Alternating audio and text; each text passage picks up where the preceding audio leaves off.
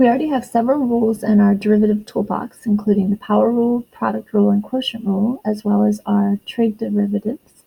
And today we're going to add to our toolbox a really useful rule called the chain rule. We will use it to compute derivatives of compositions of functions.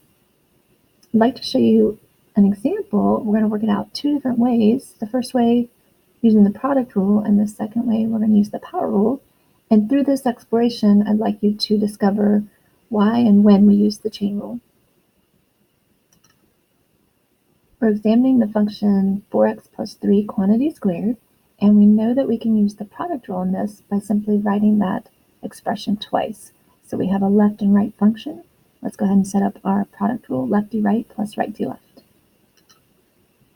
The last time that we did a product rule on a binomial squared, we saw that the lefty right and righty left expressions are exactly alike. So we're going to add those together. When I distribute those, I'm going to get 16x plus 12, and I know I have two of those. So just since I'm running out of space here, let's go ahead and combine like terms and get our final answer. So we come up with 32x plus 24, and we feel that that answer is true because we have learned the product rule and practiced it. And if we check over all our steps, that should be the right answer. So I want you to compare that answer to what we get when we attempt to use the power rule on that same function. The first step in the power rule is to bring down your square power. It becomes the coefficient 2. We subtract 1 from our power to get a first power on the 4x plus 3. And since it's just a first power, I'm allowed to distribute that 2 and get a final answer of ex plus 6. So right away we can see that we do not have the same answer as the answer that we know to be true by the product rule. So I want you to think about these two questions. What factor is missing in the power rule answer? So what would I have to do to this answer to come up with the correct answer? And where do you think that factor might come from? Hopefully you figured out that if we multiplied our answer that we got from the power rule by 4, we would get the correct answer of 32x plus 24. So 4 is our missing factor, and where does that factor come from? That 4 is not a random missing factor, it comes from a specific place, and that is the derivative of the quantity 4x plus 3. And we're going to refer to that as our inside function.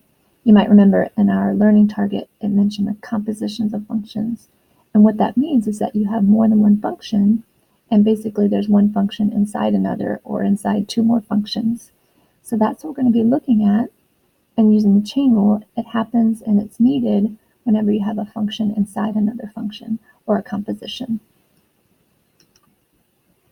So let's define the chain rule using a general formula. When f of x is a function that is a composition of two other functions, we'll call them g and h of x. Notice that h of x is inside the function g of x.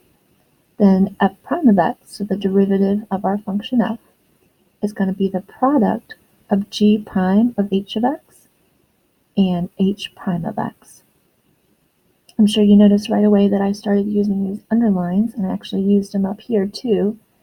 It helps me organize what is my outside function and what is my inside function, because when I take the derivative using the chain rule, I need to do my outside derivative first and then times it by my inside derivative. So these underlines are especially important when we get to deal with more than two functions, but for now we'll start using them to help us learn the chain rule. And it's important to notice that the first or outside derivative is separate than the inside derivative, and that's something that can be a little tricky when you start looking at these problems. Compositions can sometimes be easily spotted, but not always, so we'll look at a lot of different types of examples so that you get comfortable with recognizing when you need to use the chain rule. One of the easiest types of compositions to spot out is something that has parentheses and a power on it.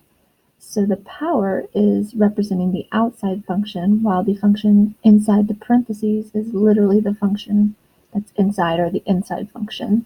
So I went ahead and underlined my outside function once and my inside function twice, so that when I start my derivative, I'm ready to do those derivatives separately. So when I start my f prime derivative for f, I have set up my single and double underlines for my outside derivative and inside derivative. And my outside function is a power of 3, so I'm going to apply the power rule to this outside function. That gives me 3 when it comes down in front, 5 minus 4x, and then I subtract 1 and get a new power of 2. I want to emphasize that when I was doing the outside derivative of the power rule, I did not change the inside function. And that's why in the general formula that we saw, we did g prime, which is the outside derivative of the inside function. So a mistake that a lot of students make when they first learn the chain rule is they combine the two derivatives. That's why these underlines help us to keep them separate. So we have our outside derivative. Now we're going to times it by our inside derivative. 5 is a constant, so that's going to be 0. Minus 4x will give us a derivative of negative 4. We want to practice simplifying in any way that we can because multiple choice answers will always be simplified. So all that I could find here were the two coefficients of 3 and negative 4. So I multiplied those, got negative 12, followed by the quantity 5 minus 4x squared. So that's our final answer for the first problem. Our next two examples involve a trig function with a power, and that's often hard to tell what the power is being applied to when there's a trig function in the function. So what we need to ask ourselves before we even start is, I see this square, is it applied to the x or is it applied to the cotangent? And in this case, the square is applied to the x.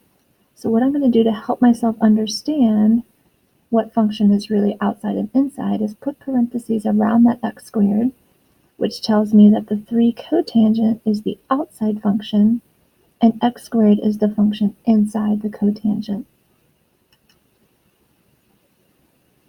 Let's first look at our outside function. I know the derivative of cotangent is negative cosecant squared.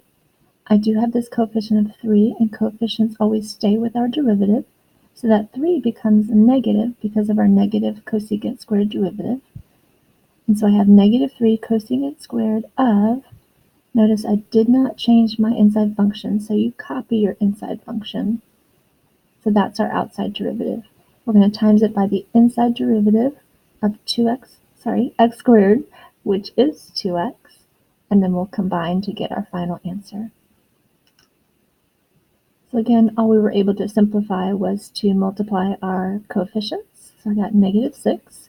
I did put the monomial x in front of the trig function cosecant squared of x squared. This next example also has a square and a trig function, but it's different than the last example that we saw, and that the square, I hope you can see, is actually being applied to the tangent function. So it may help us to rewrite the function before we start our derivative and emphasize that it's actually the tangent of x being squared. Once I've rewritten that with parentheses around my tangent x, it's more clear that the square is my outside function and my tangent x is my inside function. So I'm ready to start my chain rule derivative. My outside times my inside. My outside function is that power of 2, so I'm going to apply the power rule. The 2 comes down as the coefficient. Notice I copy my inside function and just complete the power rule, which says to subtract 1. Don't have to write that 1, but just wanted to show it. And then the inside derivative of tangent x is secant squared x. So just cleaning up my final answer, there wasn't much simplification to be done, but we've got a coefficient of 2. The tangent of x was just to the first power times secant squared x.